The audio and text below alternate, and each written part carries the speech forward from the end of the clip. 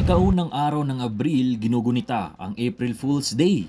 At bilang likas na mapagbiro ang mga Pinoy, isa sa mga madalas na practical jokes ay ang prank calling. Ayon sa Baguio 911 Smart City Command Center, nakapagtala ang lungsod ng 12,959 prank calls noong 2022. Bumaba ito ng 68% noong 2023 na nakapag-record ng 4,081 prank calls. At ngayong taon, as of March 24, ay nasa 367 prank calls pa lamang ang naitatala.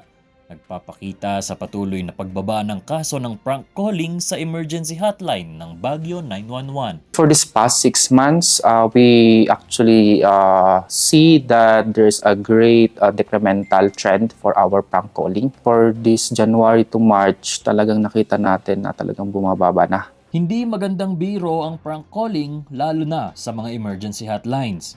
Dahil bukod sa nasasayang ang oras ng mga emergency responders, nasasayang din ang resources ng lungsod. Some of our resources is talagang nasasayang because may mga incident kami. For example, may allegedly fire or structural incident kami na na-receive dito.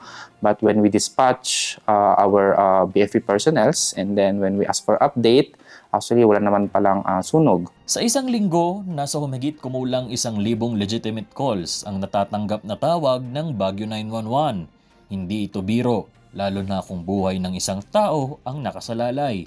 Kaya paalala ng Baguio 911 sa publiko, Please be a responsible citizens in using, Baguio citizen in using the 911 emergency hotline. Nico Gatchalian para sa PIO Baguio Balita.